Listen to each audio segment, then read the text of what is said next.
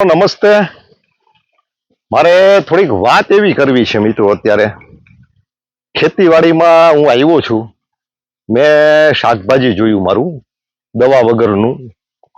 તો દવા વગરનું શાકભાજી તો થતું જ નથી, બહુ ઓછું થાય છે.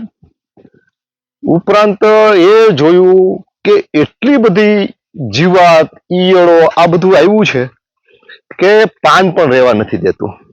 હું વિચાર કરતો હતો કે પહેલાની પ્રકૃતિ કેવી સરસ હતી, દવા કોઈ છાંટતા જ નહીં, અને સરસ મજાની હરીભરી પ્રકૃતિ હતી. પ્રકૃતિમાં એક તાકાત હતી, પ્રકૃતિ જીવાડતી, પ્રકૃતિ માં હતી. અત્યારે મેં જોયું, હું તમને જો આ ગુલાબ બતાવું છું, શાકભાજી હું બતાવીશ. જો આ છે, તમે જુઓ આમાં આ ગુલાબના એક કે એક પાંદડા ખાઈ ગયા છે કોઈ. જુઓ તમે, આ સ્થિતિ છે. એક એક વસ્તુ શાકભાજીમાં આ સ્થિતિ છે. જુઓ,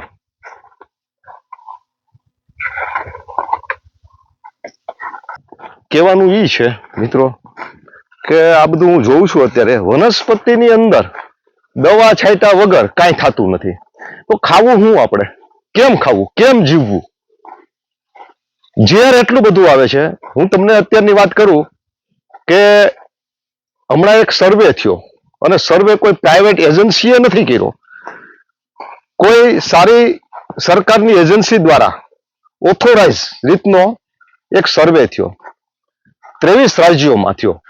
70,000 શાકભાજીમાંથી નમૂના લેવામાં આવ્યા. કેટલા? 70,000. 70,000માં 68,000 નમૂનામાં ઝેર નીકળ્યું. અને એ કેવું ઝેર કે એ શાકભાજી ખાવા જેવું જ નથી, આ ખાવું જ ન જોઈએ. ઓર્ગોન આપણા ફેલ કરી નાખે છે, કેન્સર કરે છે, આવું ઝેર નીકળ્યું છે. એમાંથી 7 રાજ્યો, 23 રાજ્યો ઉપર થયા, એમાંથી 7 રાજ્યો ગંભીર રીતે ઝેરીલા થઈ ગયા છે. એ 7 રાજ્યમાં આપણું ગુજરાત પણ છે. ખરેખર આપણે ઓર્ગેનિક માટે, પ્રાકૃતિક ખેતી માટે આટલો બધો પ્રયત્ન કરીએ છીએ, છતાં આપણું રાજ્ય આ ઝેરીલા રાજ્યમાં આવી ગયું છે. મિત્રો, અત્યારે દૂધ, સારું દૂધ મળતું છે. આપણને એમ થાય કે આ તો ઘરની ગાય છે, ઘરનું વાપર્યું છે. પણ મિત્રો, એ નીણ જે ઘાસ ખાય છે ને, ઘાસ, એ યુરિયા વગર થતું નથી. અત્યારે મકાઈ યુરિયા વગર થતી નથી. મકાઈને તમે યુરિયા વગર વાવો તો એની અંદર એવી ઈયળો આવે છે, એના જે અંદરના જે પેલું કહેવાય ને ગર્ભ હોય એમાં, કે છોડ ઉભો સુકાઈ જાય છે. યુરિયા નાખવું પડે છે, દવા છાંટવી પડે છે, ખૂબ દવા છાંટવી પડે છે. એટલું બધું યુરિયા દૂધમાં આવે છે કે આ દૂધ આપણને એમ લાગે કે આપણી નજરની સામે ગાય છે ને આપણે દોય તો એમાં ઝેર આવે છે. એના જે ખોળ હોય છે, ખોળ ખાસ કરીને કપાસિયા, એની અંદર પણ એટલું બધું ઝેર આવે છે. એક ડોક્ટરે વાત કરી હતી કે ભાઈ તમારા છોકરાઓને તમે દૂધ પાવા કરતા પાણી પાઈને મોટા કરી દો, દૂધમાં એટલું બધું ઝેર આવે છે. હવે આ દૂધની વાત છે, એવી રીતના શાકભાજીની વાત છે. કયું શાકભાજી ખાવું? આપણે બજારમાંથી લઈએ ને, બહુ સારા સારા એકદમ આમ લીલા કલરના અને એકદમ ફ્રેશ શાકભાજી આપણને જોઈને એમ થાય કે ચલો આને આપણે શાક બનાવ્યું. મિત્રો, આ બધા જ ઝેરીલા છે. મારા એક મિત્રએ અહીંયા રીંગણી વાવી હતી. રીંગણામાં એટલો બધો રોગ આવ્યો, બજારમાં ક્યાંય રીંગણા મળે નહીં. બજારમાં ક્યાંય રીંગણા ન મળે, પછી એક એવી દવા લઈ આવ્યો, એ ભયંકર ઝેરી દવા હતી, નામ તો હું ભૂલી ગયો છું મિત્રો, પણ એ દવા એને રાઈતે છાંટી. બધે મોહરિયું બાંધીને, મોહરિયું એટલે આ બધું બાંધવું પડે, અને ઊંધા પગે આમ ઊંધું ચાલીને, કારણ કે એ જો તમે આમ છાંટો અને એમની જે જાય હોય તમારા પેન્ડીમાં, પગમાં આવે ને, તો પગની ચામડીને ફાડી નાખે. આવું ઝેર એને રાતના સમયે છાંટ્યું, અને દિવસના જઈને પછી જોયું ને તો એમાં 73 પૈડકા એ બધું મરેલા હતા. એની અંદર 73 ક્યાંય હોય ને તો ગેસ એવો થતો, મરી ગયા હતા. ઈવન રીંગણાને કાપ્યું ને તો રીંગણાની અંદરની ઈયળ હોય ને, અંદરની ઈયળ એ પણ મરી ગઈ હતી મિત્રો, અંદરની ઈયળો મરી ગઈ હતી.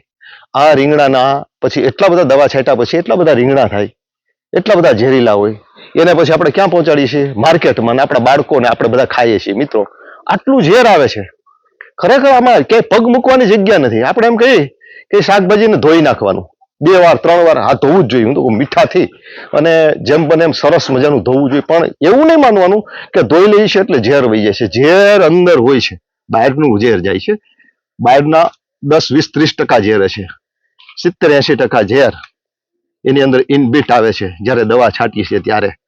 આ અત્યારે શાકભાજી દવા વગર, આ મારો જાત અનુભવ છે, દવા વગર શાકભાજી થાતું નથી. હું તમને જો અત્યારે બતાવું છું, આ મારું વાળું છે શાકભાજીનું. જો આ દવા વગરનું છે રીંગણું. બાપુ આમાંથી કેટલા રીંગણા મળ્યા હે બાપુ? હે એટલે થોડા કેવાય, એકાદા શાકના રીંગણા મળ્યા છે ને, માંડ માંડ કદાચ. હવે આમાં દવા નથી છાંટી ને ક્યારેય? વિચાર કરો, આ દવા વગરનું છે મિત્રો. જો શાકભાજી, આમાં કાંઈ થતું નથી. જો આ ગુવાર, બાપુ આમાં ગુવાર છે ક્યાંય? હે નથી. આ ન થવાનું કારણ શું છે? દવા છાંટીએ તો થાય કે નહીં? દવા છાંટીએ તો થાય. હવે આવતું જ નથી. શાક માર્કેટમાં દવા વગરનું શાકભાજી મળતું છે? ક્યાંય નહીં મિત્રો. આ 23 રાજ્યોમાં, અને હું એમ કહું છું કૃષિ મંત્રાલયે આંકડા જાહેર કર્યા છે સંસદમાં. આ આંકડા મેં જેમ તમને કીધા ને કે 23 રાજ્યમાં 7 રાજ્ય ભયંકર ઝેરીલા આવ્યા. 70,000 ટેસ્ટ થયા. 70,000, એમાંથી 68,000 ટેસ્ટ ઝેરી નીકળ્યા. 2,000 ટેસ્ટ સારા નીકળ્યા. એ કદાચ સિક્કિમ જેવું કોઈ રાજ્ય હશે એમાં કદાચ હોઈ શકે. બાકી તો પંજાબ, ગુજરાત, આપણું ગુજરાત આવી ગયા. 7 રાજ્યમાં આપણું ગુજરાત આવી ગયું છે. તમે જુઓ, આ રાવણો છે. બોલો, રાવણો છે કે પાન આમાં હાજુ? જુઓ, છે કે પાન હાજુ? આ બાજુ આ રીંગણી છે. આ દવા વગરની રીંગણીનું જો એક ફૂલ દેખાય ક્યાંક ભાગે ભાગે, પણ એ થાય તો એની અંદર ઈયળો આવી જશે. વિચાર કરો, આ દવા વગરના તમે જુઓ વેલા, આમાં છે કઈ? કુકડાઈ ગયેલું. જો આ બધું જ. એટલે પ્રકૃતિ એ હવે કદાચ માજા મૂકી ગઈ છે. તેહીનો દિવસા ગતા. આપણા બાપ દાદા જીવી ગયા ને એની પાસે ભલે કાંઈ નહોતું, વાહન નહોતા, કોઈ ફેશન નહોતું, કોઈ ગેજેટ નહોતા, તો હવા પાણી ને ખોરાક તો શુદ્ધ હતા ને.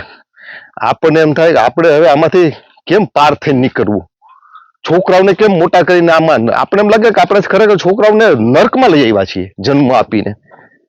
એટલે પૈસે કી પૈસા ને યહાં ઇન્સાન કી કિંમત કોઈ નહીં, એના જેવું છે. બધા પૈસા પૈસા પૈસા માટે એટલા બધા ઝેરીલા શાકભાજી કરી લીધા. એટલું બધું આપણે ઓલી મરઘીને મારીને અને એમાંથી સોનાનું ઈંડું કાઢી લેવાનો પ્રયત્ન કરીને એવું આપણે આ ધરતી સાથે કર્યું છે.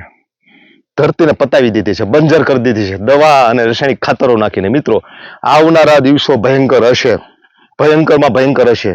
તમારે જીવવું હોય તો શહેર ને તમારી બધી જાહો જહાલી છોડી અને તમારે એક ખેતર લેવું પડશે. અને એ ખેતરમાં જે ગાય હશે ને, જે ચારો ખાતી હશે ને, એ તમારી નજરની સામે ઓર્ગેનિક રીતનું કરેલું હશે ને તો જ થાય. અને ઓર્ગેનિક કરવામાં પણ હવે તમે તમારી ધરતીને ઓર્ગેનિક કરશો. આ વાતાવરણ છે એ તો બહારથી આવશે, પ્રદૂષિત વાતાવરણ આવશે. એટલે કદાચ એવું ન થાય ભવિષ્યમાં કે માણસોની સંખ્યા એટલી બધી વધી જાય, એટલું બધું પોપ્યુલેશન વધી જાય અને અનાજનો મોટો દુષ્કાળ પડી જાય. કારણ કે અનાજ છે ને એ ઝેરીલું તો ઝેરીલું ધરતીમાં જ થાય, એ ફેક્ટરીમાં થવાનું જ નથી. મિત્રો, આ છે ને, હું આવીને આ બધું વિચારતો હતો ને કે કેવું આમ મેં જોયેલી છે ખેતી. બધું જ થતું. વાવી દો, બીયા નાખી આવો ખેતરમાં તમે, એટલે સરસ મજાનું ઊભું થાય. નો એની ઉપર દવા, નો એને કંઈ ખાતર નાખેલું, અને છતાંય. અને અત્યારે તો મિત્રો એટલું બધું આ ભયંકર ઝેર આવી ગયું છે કે તમે વાત ન પૂછો. સારી વસ્તુ, સુગંધદાર વસ્તુ, ફોરમદાર વસ્તુ, રાસાયણિક ભરેલા બધા રસાયણો વાળા એ દિવસો હવે સમાપ્ત થઈ ગયા છે. હવે આ માત્ર આપણે વાંચવાનું છે, સાંભળવાનું છે કે આવું હતું. એટલો બધો ઉપદ્રવ છે. જો આને શું કહેવાય ખબર નહીં. આ પાંદડામાં ચોટે એટલે બધું ધૂજ તોડીને ફોડી નાખે છે, મારી નાખે છે, પાંદડા ખાઈ જાય. તમે જુઓ, એટલે એવું નથી કે આ જીવ જંતુ પેલા થતા, પણ એ એક કડી હતી, જીવનની કડી હતી. એ ઇકોસિસ્ટમ હતી. ઇકોસિસ્ટમ પ્રમાણે એમાં એવા ફૂદડાઓ ઝેરીલા થતા, પણ એને ખાનારા પાછા બીજા જીવડાઓ થતા. આજે નેગેટિવ કીટકો, પોઈઝન આપે છે એવા કીટકો વધી ગયા છે. સામે પોઝિટિવ કીટકો, એને મારીને ખાનારા આપણા ખેડૂત મિત્રોના જે કીટકો હતા એ પૂરા થઈ ગયા છે મિત્રો. એટલે બહુ સ્થિતિ ખરાબ છે મિત્રો. સારું, આ બધું જોઉં છું એટલે હું કહું છું આવજો. જય હિન્દ, જય ભારત.